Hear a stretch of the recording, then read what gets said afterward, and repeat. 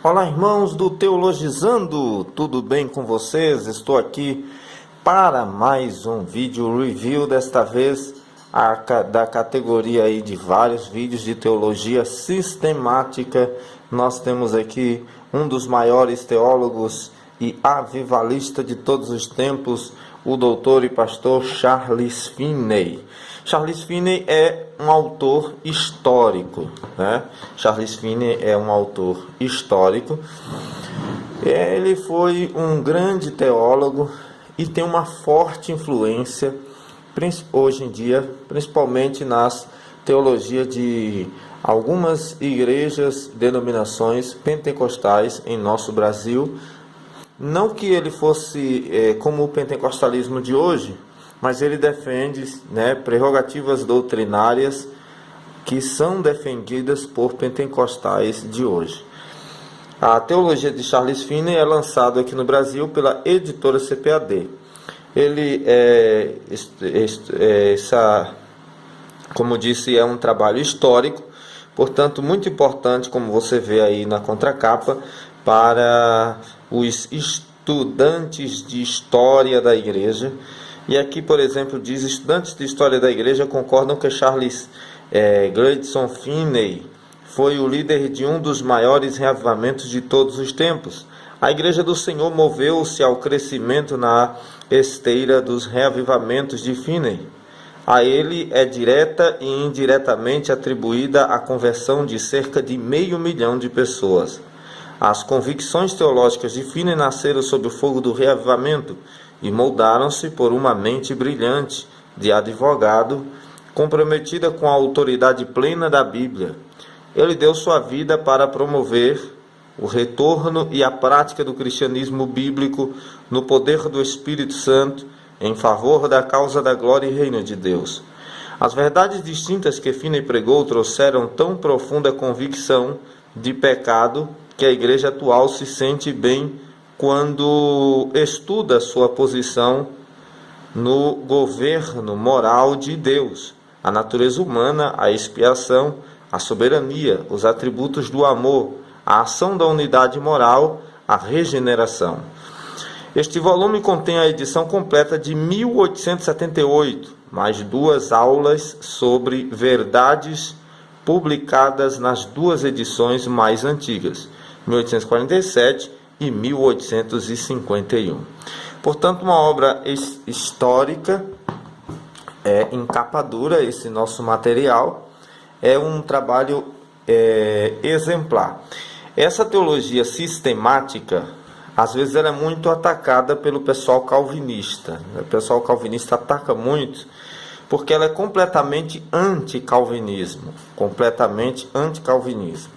Sem delongas, vamos passar para o índice do livro e vamos deixar que você, aí que é de outra teologia, aí que se denomina reformados, venham a conhecer esta obra, não ficar preso ao calvinismo apenas, mas conhecer esta obra, para que você possa entender melhor a teologia de Charles Finney. Teologia sistemática, como disse a capa dura, aliás, por sinal, uma linda capa. Parabéns a CPAD por lançar este material. Teologia sistemática do Charles Finney, um dos maiores teólogos e avivalista de todos os tempos.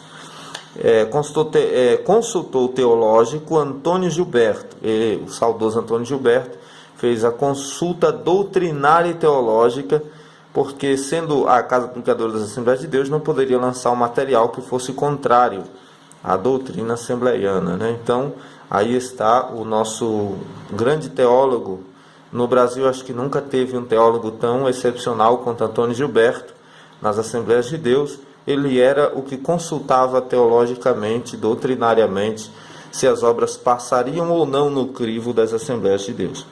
Todos os direitos reservados, 2001, para a língua portuguesa da Casa Publicadora das Assembleias de Deus. Ficha catalográfica, então ela é lançada aqui no Brasil em 2001, essa é a 11ª impressão de 2017, de 1000 tiragens. Sumário. Prefácio à edição brasileira, prefácio do autor, aula 1. Ela está dividida em aulas, do Dr. Finney. Aulas 1. Várias classes de verdades. Como chegamos ao conhecimento de certas verdades? As verdades da autoconsciência, dos sentidos, da razão, do entendimento. Verdades que exigem provas, verdades que não exigem prova. Aula 2. Governo moral, lei física, lei moral. Os atributos essenciais da lei moral. Subjetividade, objetividade, liberdade em contraposição à necessidade, adequação, universalidade, imparcialidade, praticabilidade, independência, imutabilidade, unidade, conveniência, exclusividade. Dando uma pausa para pedir que você se inscreva no nosso canal, dê o seu joinha, ative o sininho para você não perder nossas lives e novidades aqui do canal.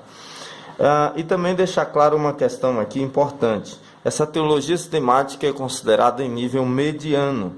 Por isso, nós não indicamos para pessoas leigas em teologia e também pelo fato dela ser considerada complexa em alguns temas. Por exemplo, sobre o governo moral. Aula 13. Governo moral.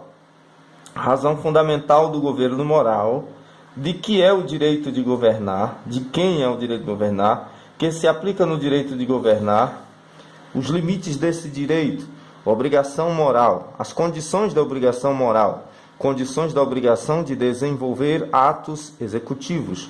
Aula 4. Obrigação moral.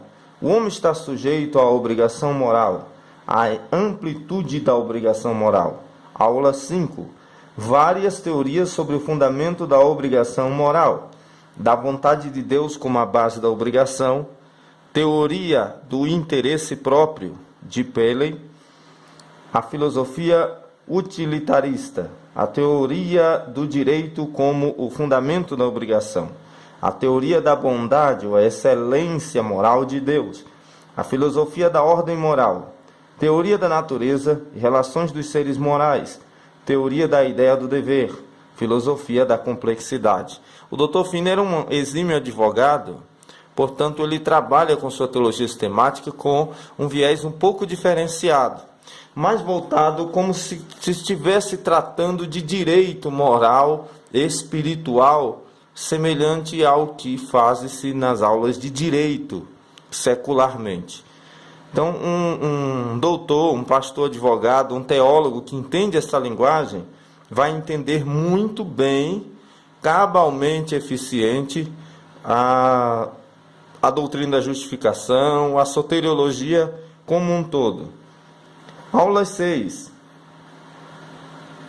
Tendências práticas das várias teorias do fundamento da obrigação moral. A teoria da soberania da vontade de Deus. A teoria da escola egoísta, utilitarismo, teoria do direito, a natureza e o valor intrínsecos do máximo bem-estar de Deus e do universo. Aula 7. A unidade da ação moral. O que constitui a obediência à lei moral? A obediência não pode ser parcial. Aula 8. Obediência à lei moral. O governo de Deus nada aceita como virtude, exceto a obediência à lei de Deus.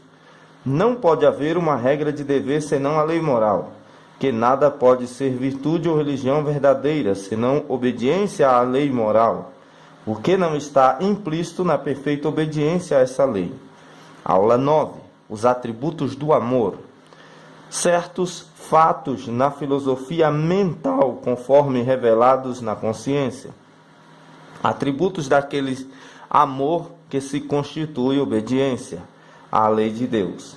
Voluntariedade, liberdade, inteligência, virtude, desinteresse, imparcialidade, universalidade, eficiência, satisfação, oposição ao pecado, compaixão pelos miseráveis, misericórdia, justiça, veracidade, paciência, mansidão, humildade, abnegação, condescendência, estabilidade, santidade, atributos daquele amor que se constitui obediência à lei de Deus. Aula 10. Em que consiste a desobediência à lei moral? Em que não pode consistir a desobediência à lei moral? Em que consiste a lei moral? Aula 11. Atributos do egoísmo. voluntariedade, liberdade, inteligência, irracionalidade, caráter interesseiro, parcialidade, eficiência, oposição à benevolência, crueldade, injustiça, falsidade ou mentira, orgulho, inimizade contra Deus, intemperança, depravação moral total. Aula 12. Sanções da lei moral, natural e governamental. O que constitui as sanções da lei? Em que luz devem ser consideradas sanções? Por qual regra devem ser conferidas sanções? A lei de Deus possui sanções. A perfeição e duração das sanções remuneratórias da lei de Deus. As inflições sob o governo de Deus devem ser infinitas. Examinemos essa questão à luz da revelação. Aula de número 13. Alguns princípios bem estabelecidos de governo. O termo expiação. Os ensinos da teologia natural. O fato da expiação. O que constitui a expiação. Aula 14. Isso aqui para refutar calvinismo não tem melhor. Aula 14. Extensão da expiação. Quais as pessoas para quem se destinavam os benefícios da expiação? Ela seria limitada ou ilimitada? Respostas a objeções. Aula 15. Governo humano. Os governos humanos fazem parte do governo moral divino, o fim último da criação divina. Os governos providencial e moral são indispensáveis. Os governos civis e familiar são indispensáveis. Demarcações dos limites ou fronteiras do direito de governo. Algumas observações a respeito de formas e governos. Princípios de direitos e deveres dos governos e indivíduos. Aula 16. Depravação moral. O termo depravação. A distinção entre depravação física e moral. O que está, como eu disse, contestar calvinismo. O que está sujeito à depravação física. O que está sujeito à depravação moral. A humanidade é física e moralmente depravada. Subsequente ao início da agência moral e anterior à regeneração, a depravação moral da humanidade é universal. A depravação moral dos agentes morais irregenerados de nossa raça é total. O método apropriado para explicar a depravação moral universal e total dos agentes morais irregenerados. A depravação moral consiste em egoísmo ou na escolha do interesse próprio. Exame complementar dos argumentos mencionados em apoio à oposição de que a natureza humana é em si pecaminosa. Observações. Aula 17. Olha quantas, hein? Regeneração. A distinção comum entre regeneração e conversão. As razões alistadas em favor dessa distinção. As objeções a essa distinção. O que não é regeneração? O que é regeneração? A necessidade universal de regeneração. Agências empregadas na regeneração. Instrumentos empregados na obra. Na regeneração, o indivíduo é passivo e ativo. O que está implícito na regeneração? Aula 18. Teorias filosóficas da regeneração. O esquema do gosto. O esquema ou teoria da eficiência divina. O esquema da suscetibilidade. O esquema da teoria da persuasão moral. Observações finais. Aula 19. Evidências da regeneração. Observações introdutórias. Em que santos e pecadores podem concordar? Em que santos e pecadores diferem? Aula 20. A capacidade natural. A noção do presidente Edward sobre a capacidade natural. Esta capacidade natural não é absolutamente capacidade. O que constitui a incapacidade, e aqui sobre o Edwards, é também histórico. O que constitui a incapacidade natural de acordo com esta escola? Esta incapacidade natural não é absolutamente incapacidade. A capacidade natural é idêntica à liberdade da vontade. A vontade humana é livre, então os homens têm o poder ou a capacidade de cumprir todo o seu dever. O que constitui a incapacidade moral, segundo Edwards, e o que estão de acordo com ele? A incapacidade moral da escola eduardiana em obedecer a Deus consiste em real desobediência e numa incapacidade natural em obedecer. Dá-lhe calvinista nele, hein? Ele vem bater forte no calvinismo. Se você estiver confuso quanto à sua soteriologia, que você não era calvinista e andou lendo o calvinismo, ouvindo o calvinista, acabou ficando meio confuso, tá aqui para você. E aqueles que são calvinistas e gostariam de entender o outro lado, outras visões soteriológicas, aqui está também para você. Esta pretensa distinção entre a incapacidade natural e moral é absoluta. Estamos na aula 20. O que constitui a capacidade moral de acordo com esta escola? A capacidade moral da escola eduardiana em obedecer a Deus nada mais é do que real desobediência e uma incapacidade natural em desobedecer. O que considero serem os erros fundamentais de Edward e de sua escola sobre o tema da capacidade? Outro esquema da incapacidade e sua filosofia. As reivindicações dessa filosofia da incapacidade. Aula 21. A capacidade da graça. O que se quer dizer pelo termo capacidade da graça? Esta doutrina de uma capacidade da graça é um absurdo. Em que sentido é possível uma capacidade da graça? Aula 22. Ele não vai defender a graça irresistível, tá? A noção de incapacidade. Aula 23. Arrependimento e impenitência. O que o arrependimento não é? O que é arrependimento? Isso aqui eu achei brilhante. Tem muita gente que acha que está arrependido e não está. O que está implícito no arrependimento? O que não é impenitência? O que é impenitência? Coisas que estão implícitas na impenitência. Algumas das características ou evidências da impenitência. Aula 24. Fé e incredulidade. O que a fé evangélica não é? O que é a fé evangélica? O que está implícito na fé evangélica? O que a incredulidade não é? O que é incredulidade? Condições da fé e da incredulidade. A culpa e o merecimento da incredulidade. Consequências naturais e governativas da fé e da incredulidade. Aula 25. Justificação. O que a justificação evangélica não é? O que é a justificação evangélica? Condições da justificação. O fundamento da justificação dos crentes penitentes em Cristo. Observações finais. Da aula 25. Aula 26. Santificação. Alguns pontos já estabelecidos neste curso. Definindo os termos principais a serem usados nesta discussão. Estamos lendo o sumário, tá? Mostrando qual é a verdadeira questão em debate. Esta santificação plena é alcançável nesta vida. O argumento da Bíblia. Santificação plena é alcançável nesta vida. É muito defendido por John Wesley. Aula 27. Santificação. Paulo plenamente santificado. Aula 28. Condições. Paulo apóstolo, tá? Aula 28. Condições para alcançarmos a santificação. Aula 29. Objeções à santificação. Objeções respondidas. Observações finais da aula 29. Aula 30. Eleição. Aqui começa a pegar aí contra os calvinistas. Concordância, pegar mais, né? Concordância geral entre todas as denominações cristãs no que diz respeito aos atributos naturais e morais de Deus. Tanto calvinista quanto não, né? Entende os atributos naturais de Deus. O que a doutrina bíblica da eleição não é? O que a doutrina bíblica da eleição é?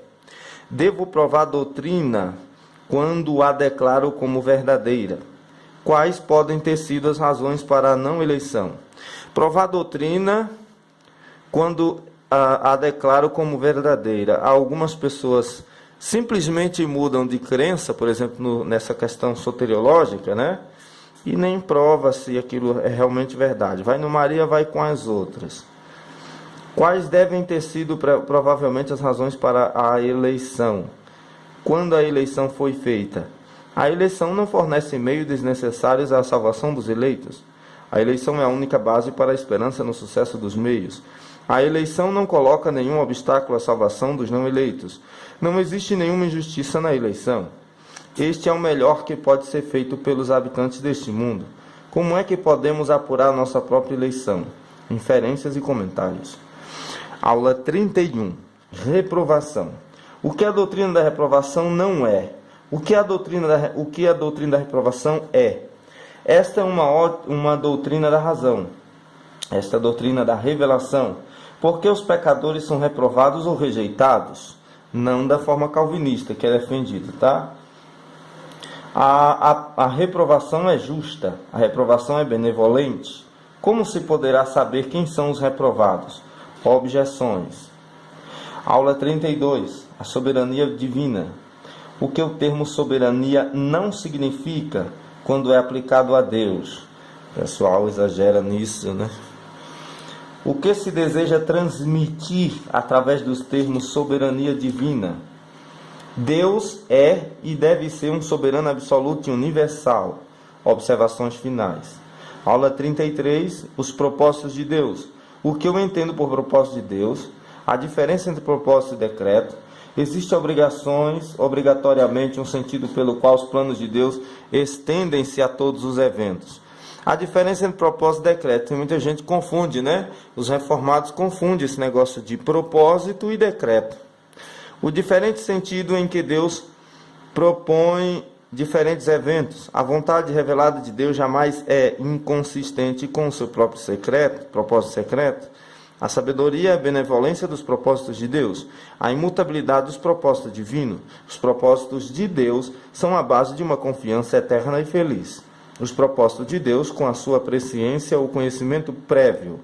Os propósitos de Deus não são inconsistentes entre si, porém demandam o uso de meios tanto por parte de Deus como por nós para que se cumpram. Aula 34. A perseverança dos santos. Os diferentes tipos de certeza. A declaração do que não é pretendido pela perseverança dos santos. O que a doutrina em questão pretende. Aula 35. A prova da perseverança dos santos. Aula 36. A perseverança dos santos. Objeções respondidas. Mais objeções respondidas e objeções finais na aula 36. No final temos um glossário no final das teologias sistemáticas. Dr. Charles Finney, ele baseia toda a sua teologia sistemática em torno do tema central soteriológico, né? Pega tudo isso aqui, a teologia sistemática, e explana ela em torno dos atributos divinos, moral, natural, e em torno da questão soteriológica da redenção do homem. Uma maneira de discorrer teologicamente como nunca vista antes. Prefácio à edição brasileira. Então mostramos para você o sumário durante esse tempo aqui. A gente não costuma ver na internet review deste material. Temos outras teologias sistemáticas e muita Bíblia de estudo e comentários bíblicos aqui no canal. Então se inscreve e não fica de fora. Prefácio. O tamanho da letra é maravilhoso, né? Aqui tem um prefácio do próprio autor. Várias classes de verdades. É a aula número 1.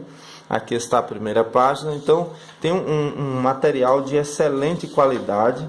Essa é a nossa recomendação. Como chegamos ao conhecimento de certas verdades. Da edição de 1851. Como disse, é um tratado teológico de Finney, histórico. Você percebe, né? Como as obras de Armínio, como as Institutas de Calvino, estas obras são também históricas. Você que tem as Institutas de Calvino, as obras de Armínio, deveria ter a obra histórica também do Charles Finney, né? Para complementar aí teus estudos, para comparações e considerações. Quem ler consegue formalizar melhor as suas ideias, né? Então está aí mostrando a você o tamanho das letras. Não é um tamanho muito pequeno, mas também não é tão grande. É suficiente, né, para a leitura. Suficiente para a leitura, não necessitando assim de um fundo de garrafa para ler. Dá realmente para ler tranquilamente. Fé e incredulidade. O que a fé evangélica não é. Aí eu vou ler aqui um trecho para você ter uma ideia da linguagem, né, e de como é discorrido os temas. Ele diz assim: o termo fé, como a maioria das outras palavras,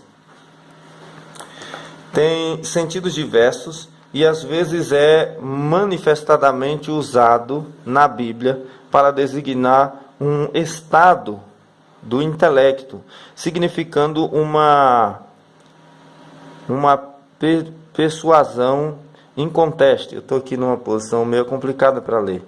Uma convicção firme, um consentimento intelectual sem hesitações. Porém, este não é o seu significado evangélico. A fé evangélica não pode ser um fenômeno do intelecto pela razão óbvia de que, quando usada no sentido cristão, sempre é considerada como uma virtude.